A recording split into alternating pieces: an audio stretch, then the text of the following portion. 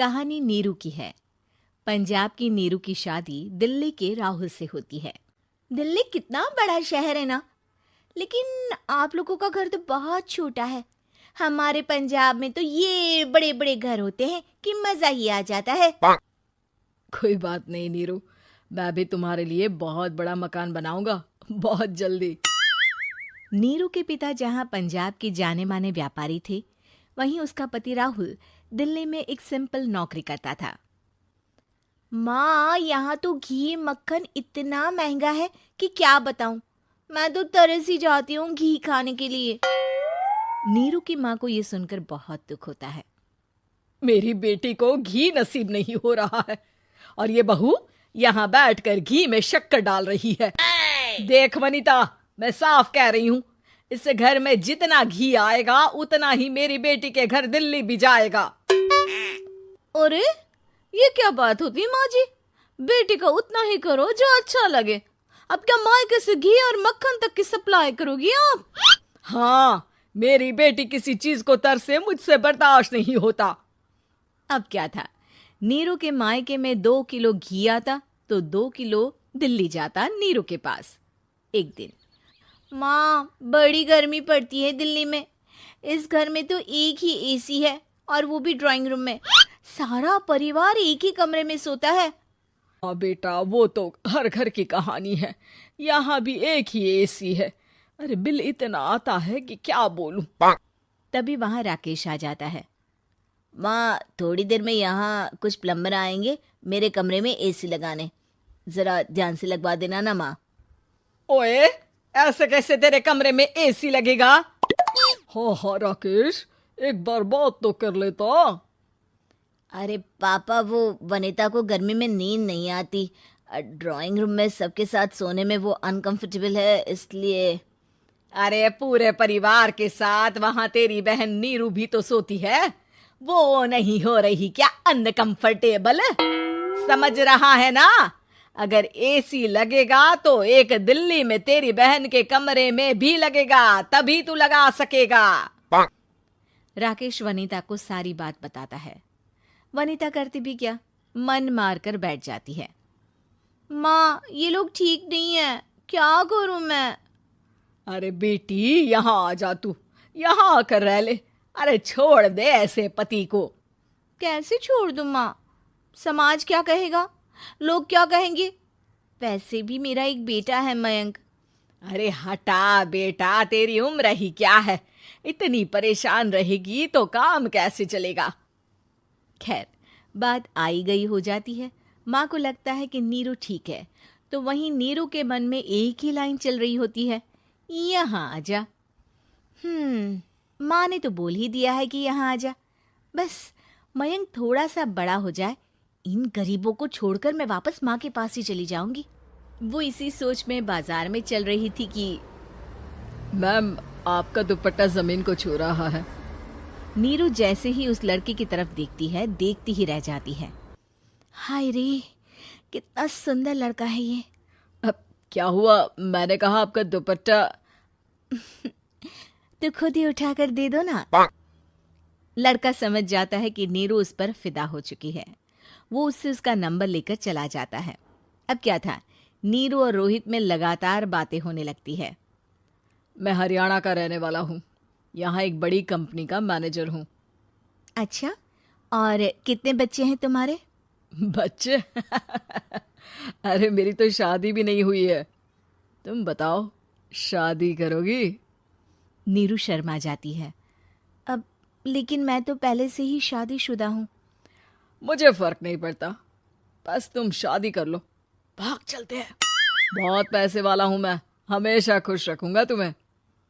नीरू रोहित से मिलकर सारा प्लान बना लेती है और फिर एक दिन घर से भाग जाती है। दोनों शादी कर लेते हैं।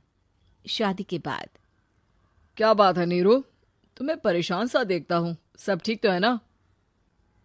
हाँ हाँ, सब ठीक है।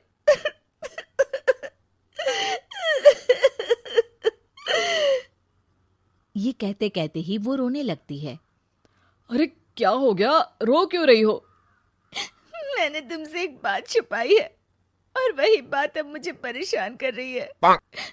रोहित, मेरा एक बेटा भी है, उसका नाम मयंक है। क्या बात कर रही हो? ये तुमने मुझे पहले क्यों नहीं बताया? देखो नीरू, मेरी माँ को मैंने ये नहीं बताया है कि तुम शादीशुदा हो। बच्चा मैं मैनेज नहीं कर पाऊंगा।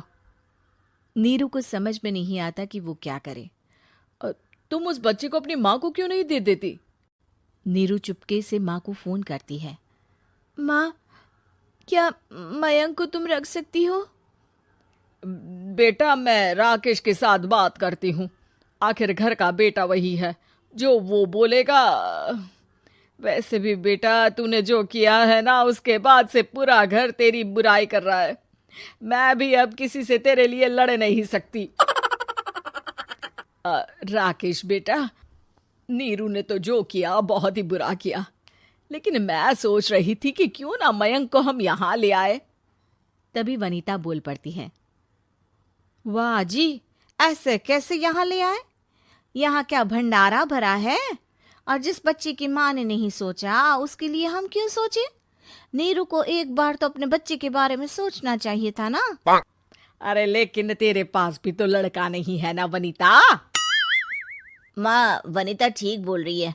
कल को वो बड़ा होकर इसी घर का हिस्सा मांगेगा तो हम क्या करेंगे? माँ कहती भी तो क्या, वो चुप रह जाती है। वहीं नीरू का पहला पति कहता है। माँ, अगर आज भी वो वापस आ जाए तो मैं उसे माफ कर दूंगा। बेटा, गरीबी चीज ही ऐसी है, क्या करेगा? तू तो अब मयंक का सोच। वो बेचारा तो बिना माँ का हो गया। मयंक के खातिर तू दूसरी शादी कर ले बेटा। लोगों के लाख समझाने के बाद नीरू के पहले पति की शादी रिद्धि से हो जाती है, जिसके पहले पति से 2 बच्चे होते हैं। देखो जी, मैंने शादी सिर्फ बच्चे के खातिर की है। मैंने भी शादी सिर्फ बच्चों के खातिर की है। वहीं नीरू के दूसरे पति के मन में ये बात घर कर जाती है कि नीरू एक मासूम बच्चे को उसके खातिर छोड़ कर आई है। अब देखो नीरू, मुझे लगता है कि जो औरत अपनी कोख का बच्चा छोड़ सकती है, वो तो कुछ भी कर सकती है। कल को तुम्हें मुझसे अच्छा कोई मिल गया तो तुम तो मुझे भी बाय बाय कर दोगी ना। नीरू को अब उसका दूसरा पति ताने देना शुरू कर देता है। तंग आकर नीरू उसके यहाँ से भागकर अपने पहले पति के पास चली जाती है, लेकिन ससुराल में क्या लेने आई है नीरू, मयंक को? नहीं नहीं सासू माँ, मुझसे गलती हो गई, मुझे माफ कर दीजिए। नीरू, अब वक्त खत्म हो गया है, मेरी शादी हो चुकी है। तो छोड़ दो ना उसे, हमारा बच्चा है। मैं आपको अपनी माँ नहीं मानता, मेरी नहीं मान तो बात अच्छी है। नीरू मयंक की बात सुनकर समझ जाती है कि उसके पास अब ना आसमान रहा ना ही जमीन।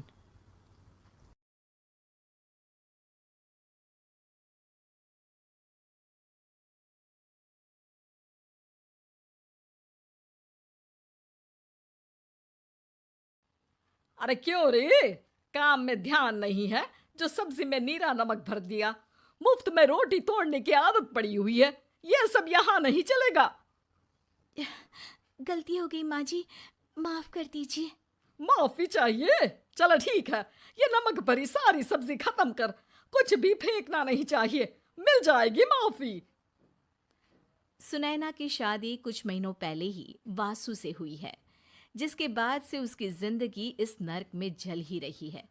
और अब यही सुनैना की आम जिंदगी है, जिसमें उसकी सास हर छोटी बात पर और कभी कभी तो बिना किसी बात के बस उसे परेशान कर खरी खोटी सुनाती ही रहती है।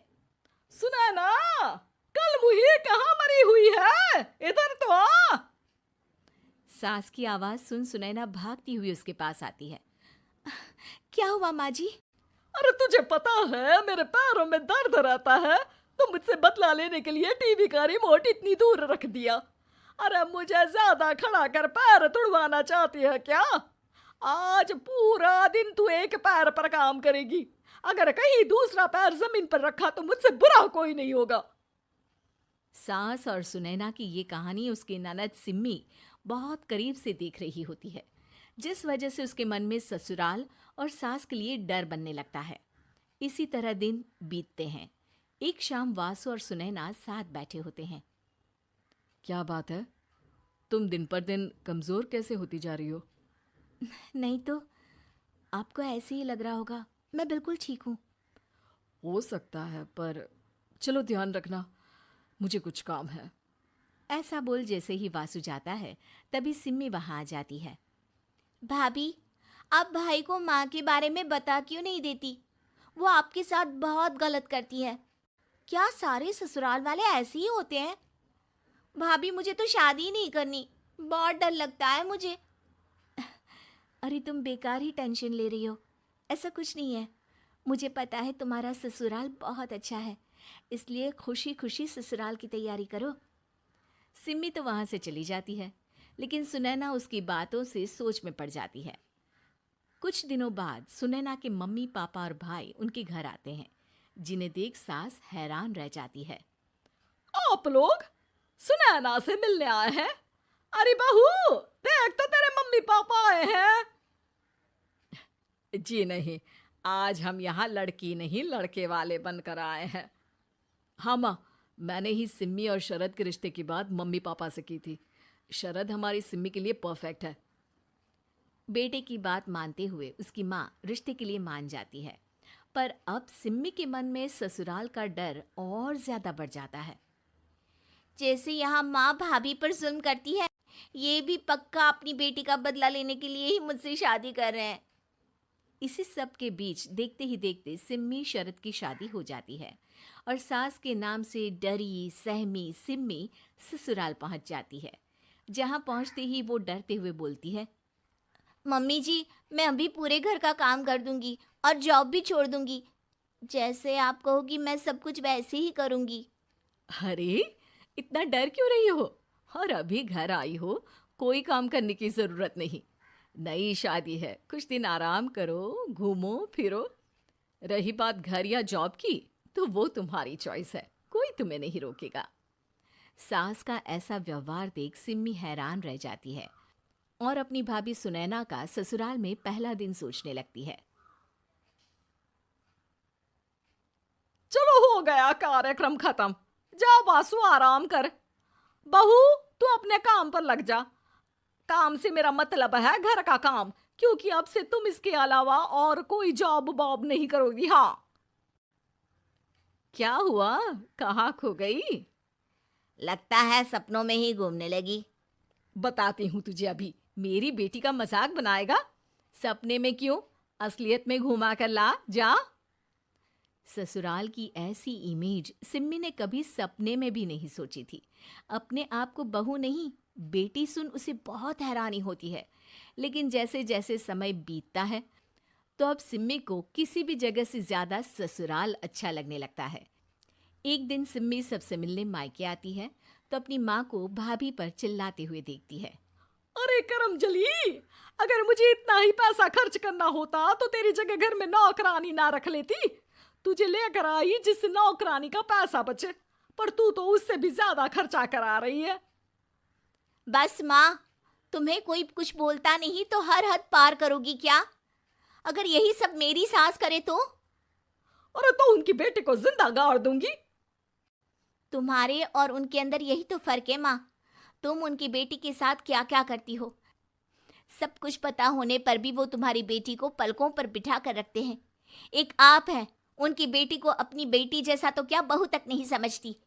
माँ, आपको सुनकर मिर्ची जरूर लगेगी, लेकिन मेरी सास मेरी माँ से अच्छी माँ और सास दोनों हैं। इस पर सिम्मी अपनी माँ को अपने ससुराल और उसके प्यार के बारे में सब कुछ बताती है, जिसे सुन सुनैना की सास को अपनी हर गलती का एहसास होता है। अगर वो चाहते तो आराम से अपनी बेटी का बदला मेरी बेटी से ले सकते थे, पर उन्होंने ऐसा नहीं किया और तुझे हमसे भी ज्यादा प्यार दिया। तुम दोनों ही मुझे माफ कर दो। इसके बाद तो जैसे सुनैना की सास का रूप पूरी तरह बदल जाता है। Mission successful. रिवेंज लेना है क्या?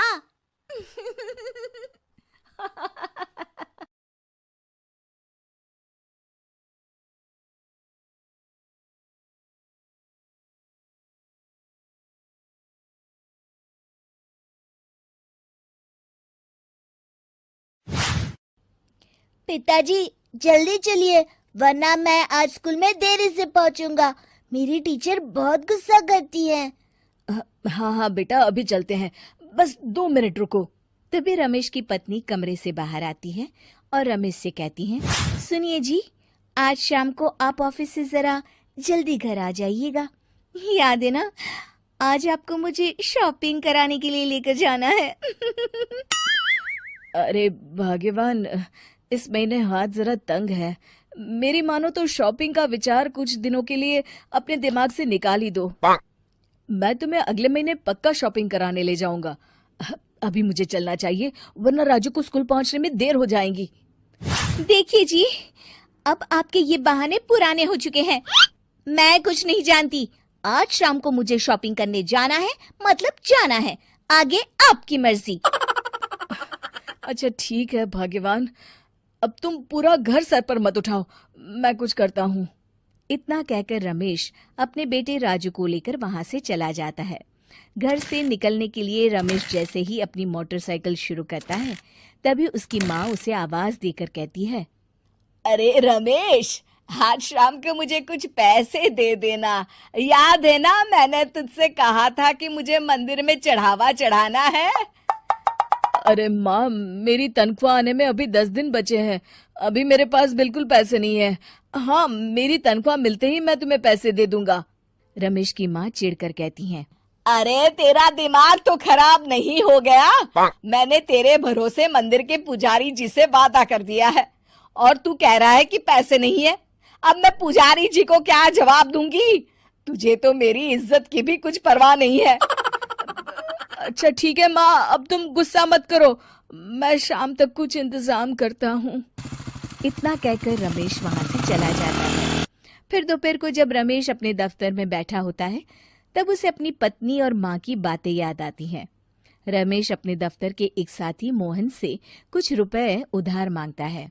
अरे भाई मोहन, मेरा एक छोटा सा काम कर दो, मुझे कुछ रुपयों की सख्त जरूरत है।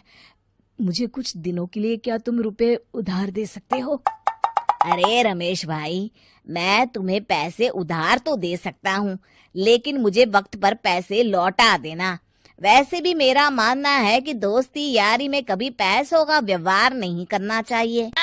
ये कहावत तो तुमने सुनी ही होगी कि उधार प्रेम की कैंची है। मैं नहीं चाहता कि पैसों को लेकर हमारा रिश्ता खराब हो। अरे मोहन, तुम बिल्कुल चिंता मत करो, मैं तुम्हारे पैसे वक्त पर लौटा दूंगा।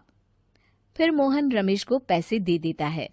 शाम को घर आकर रमेश कुछ पैसे अपनी माँ को देता है और साथ ही अपनी पत्नी को भी शॉपिंग कराने बाजार लेकर जाता है। रमेश की पत्नी और उसकी माँ का स्वभाव जरूरत से ज्यादा खर्चीला होने के कारण दोनों हमेशा बेवजह पैसे खर्च करती हैं।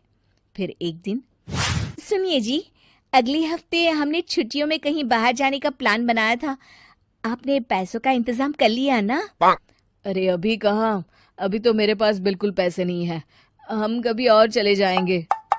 देखिए जी, मैंने सभी सहेलियों से कह दिया है कि मैं बाहर घूमने जा रही हूँ। अगर मैं नहीं गई तो सब मुझ पर हंसेंगी। आप कहीं से भी पैसों का इंतजाम कीजिए जी। इतना कहकर रमेश की पत्नी वहां से चली जाती है। वहीं दूसरी तरफ रमेश की माँ भी तीर्थ यात्रा जाने की जिद करती है और रमेश से पैसे मांगती है। फिर अगले दिन रमेश एक सेठ से पैसे उधार लेकर अपनी पत्नी और बेटे को घुमाने ले जाता है और अपनी माँ को भी तीर्थ यात्रा पर भेज देता है। लेकिन जैसे ही रमेश अपनी छुट्टियां बिताकर वापस आता है, कर्जदार उसका जीना मुश्किल कर देते हैं। इतना ज्यादा कर्ज एक साथ अपने ऊपर देख रमेश काफी परेशान रहने लगता है। फिर एक दिन राजू की स्कूल की फीस वक्त पर न भर पाने के कारण रमेश को स्कूल में बुलाया जाता है। स्कूल के प्रिंसिपल साहब रमेश को सख्त हिदायत देते हैं कि अगर वक्त पर स्कूल की फीस नहीं भरी गई तो उनके बेटे का नाम स्कूल से काट दिया जाएगा। अपने बेटे की स्कूल की फीस भरने के लिए रमेश अपने दोस्त गिरधारी से कुछ पैसे उधार ले लेता है और स्कूल की फीस भर देता है। रमेश की माँ और उसकी पत्नी खर्चे और घर की जिम्मेदारी संभालते संभालते धीरे धीरे रमेश पूरी तरह कर्ज में डूब जाता है और तभी एक दिन दफ्तर में काम करते समय रमेश की तबीयत अचानक बिगड़ जाती है और वो बेहोश होकर गिर पड़ता है। उसे जल्दी से पास के एक अस्पताल में भर्ती कराया जाता है। रमेश के घर वालों को ये बात पता चल जाती है तो वे सभी अस्पताल पहुंचते हैं। अस्पताल के डॉक्टर साहब उन्हें बताते हैं, देखिए, देर रात तक जागने और जरूरत से ज्यादा काम करने की वजह से इन्हें चक्कर आ गया था। बेहतर यही होगा कि इन्हें कुछ दिनों के लिए पूरी तरह आराम करने दिया जाए। रमेश की हालत देखकर उसके बेटे राजू को बहुत गुस्सा आता है और वो अपनी दादी और माँ से कहता है, माँ, दादी, मैं इतना छोटा हूँ, फिर भी मैं इतना समझता हूँ कि पिताजी दिन रात दफ्तर में काम करके पैसे कमाते हैं। पिताजी अकेला पूरा घर संभालते हैं और आप दोनों अपने फिजूल के खर्चों के लिए उन पर दबाव डालते रहते हैं। आज पिताजी की हालत के जिम्मेदार तो आप दोनों हैं। राजू की समझदारी भरी बातें सुनकर रमेश की माँ और पत्नी को अपनी गलती का एहसास होता है और दोनों की आंखों में आंसू आ जाते हैं। फिर कुछ दिनों के बाद रमेश की तबीयत एकदम अच्छी हो जाती है और वो पहले की तरह अपने काम पर जाने लगता है। रमेश की माँ और पत्नी अब उसे किसी प्रकार की कोई तकलीफ नहीं देते और ना ही उससे किसी चीज की मांग करते हैं। फिर देखते ही देखते रमेश अपने कर्ज के सारे पैसे चुका देता है। उसकी जिंदगी पहले की तरह अच्छी हो जाती है और वो अपने परिवार के साथ खुशी खुशी रहने लगता है। शिक्षा, हमारे रिश्ते एक तराजू की तरह होते हैं जिसकी दोनों ओर जिम्मेदारी और समझदारी का वजन बराबर होना चाहिए। बहू झूठ नहीं बोलती। सुधा और राकेश के 3 बेटे थे। शादी के बाद तीनों माँ बाप से दूर रहते और सिर्फ त्योहारों में आते। माँ जी, पिताजी, अगली बार आप लोग हमारे घर आइएगा। अरे नहीं बहू, सब यही आ जाते हैं तो घर खिला खिला लगता है। हाँ बहू, तू हमेशा बुलाती है तो जरूर आएंगे तेरे पास भी। हाँ हाँ, दीदी का घर बड़ा जो है, सब कुछ आपने शादी के बाद दीदी को ही तो दे दिया था। हमें भी दिया होता तो हम भी बड़ा घर लेते। क्यों सुनील? अरे नहीं नहीं, पापा ने सबको एक बराबर ही दिया है। छोटी बहू, क्या चाहिए तुम्हें, बोलो। वो आपके सोने की चेन वाली घड़ी है ना, वो अगर आप मुझे। तभी वहाँ मजली बहू भी आ जाती है। और मुझे ना आपका मंगलसूत्र कितना लंबा, सुंदर और भारी भी है। अरे हाँ हाँ, तुम दोनों को ही दूंगी बहू, चिंता न करो। चलो अब खाना लगाओ, खाना खाया जाए। सभी मिलकर खाना खाते हैं कि पड़ोसन आ जाती है। अरे सुधा बहन, थोड़ी चीनी तो देना, घर में शक्कर नहीं है और मेहमान सर पर बैठे हैं। अरे छोटी बहू, चाची को शक्कर तो दे दो। अरे मजली दीदी, आप दे दीजिए ना, मैं यहाँ कम आती हूँ तो मुझे पता ही नहीं है कि सासू माँ सारी चीजें कहाँ रखती है। और तुम, मैं कौन सा यहाँ रोज शक्कर फाँकने के लिए आती हूँ, मुझे भी नहीं है पता। तभी बड़ी बहू हाथ में चीनी की कटोरी लेकर आती है। चाची, शक्कर आप लोगों का बड़ा सहारा है माँ जी और पिताजी को, वरना हम लोग तो यहाँ रहते ही नहीं। आप जैसे पड़ोसी हैं तो हम निश्चिंत है। और जीती रहे बहू, आप तो ये घर पड़ोस कम परिवार ज्यादा लगता है। सुधा अपनी बड़ी बहू को देखकर बहुत खुश रहा करती थी। वो उससे अक्सर घंटों बात भी किया करती, लेकिन दोनों दूसरी बहुओं का भी वो समझती थी कि शायद छोटी है, वक्त आने पर संभल जाएंगी। समय आ जाता है जब सभी को वापस जाना होता है। माँ जी, हम लोगों की फ्लाइट पहले है, हमें इजाजत दे। वो सास के गले लगकर चली जाती है। थोड़ी देर बाद छोटी बहू कहती है, माँ जी, मैं ना ये सोफे के कवर और चादरें ले जा रही हूँ, यहाँ तो ऐसी ही पड़ी रहेंगी। हाँ हाँ बहू, ले जा, और कुछ चाहिए तो बोल। और तो चाहिए बहुत कुछ, पर चलिए कोई बात नहीं, अगली बार ले जाऊंगी मैं। ऐसे ही मंजली बहू भी घर का बहुत सारा सामान ले जाती है। सभी के जाने के बाद सुधा राकेश से कहती है, घर कितना सूना लग रहा है ना। हाँ, और खाली भी। तुम्हारी दोनों बहुएं सब बटोर गई। अरे ठीक है ना, हम दोनों ही तो हैं, कितना सामान लगेगा। फिर उन लोगों की नई गृहस्थी, इतना मत सोचा करे। समय बीतता है। ऐसे ही हर साल त्योहारों में सुधा और राकेश के बच्चों की बहू आते और जाते वक्त ढेर सारा सामान पैक कर कर ले जाती। लेकिन कुछ ही सालों में सुधा का देहांत हो जाता है। पिताजी, आप यहाँ अकेले क्या करेंगे? हम लोगों के साथ चलिए। अरे नहीं नहीं बहू, इस घर में सुधा की यादें हैं, मैं उसे नहीं छोड़ सकता हूँ। अब तुम लोगों की माँ नहीं रही। देख लो, वैसे तो मैंने उसके जीते जी सब कुछ दे दिया है, लेकिन कुछ उसका पर्सनल कीमती सामान था जो ये है, ले लो। सामान में होती है एक घड़ी और एक मंगलसूत्र। माँ जी ने कहा था कि वो ये घड़ी मुझे देंगी। हाँ हाँ, पिताजी, माँ ने सबके सामने ये घड़ी सरिता को देने के लिए कहा था। उठा लो सरिता माँ की घड़ी। अब क्या था, छोटी बहू फट से घड़ी उठा लेती है। और पिताजी, ये मंगलसूत्र तो माँ ने मुझे ही देने को कहा था, याद है ना? वो सभी की ओर इशारा करती है। तू भी ले ले ये हार बेटा, कोई बात नहीं। मंजली फटाक से हार उठा लेती है। ससुर बड़ी बहू की तरफ देखते हैं। तुझे क्या दूं बेटा? पिताजी, माँ ने एक चीज मेरे लिए भी रखी है। सभी के कान खड़े हो जाते हैं कि आखिर सास ने क्या रखा होगा बड़ी के लिए। अरे माँ जी तो दीदी से प्यार भी ज्यादा ही करती थी, हमेशा उनसे बात किया करती। जरूर कोई बड़ी और अपनी प्रिय चीज दी होगी दीदी को। और देख लेते हैं ना, वरना तो हम भी बराबर का बंटवारा करेंगे। हाँ हाँ, कर लेना बंटवारा। लेकिन बड़ी बहू बताओ तो, सुधा ने क्या रखा है तुम्हारे लिए?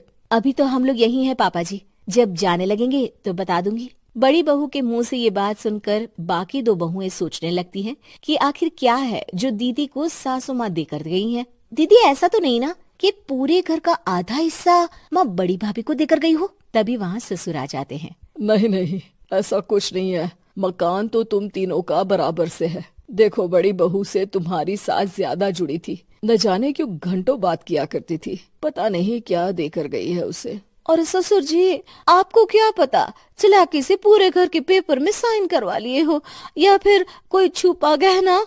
आखिर मकान पूरा तो आपने सासू माँ के नाम ही कर रखा था ना।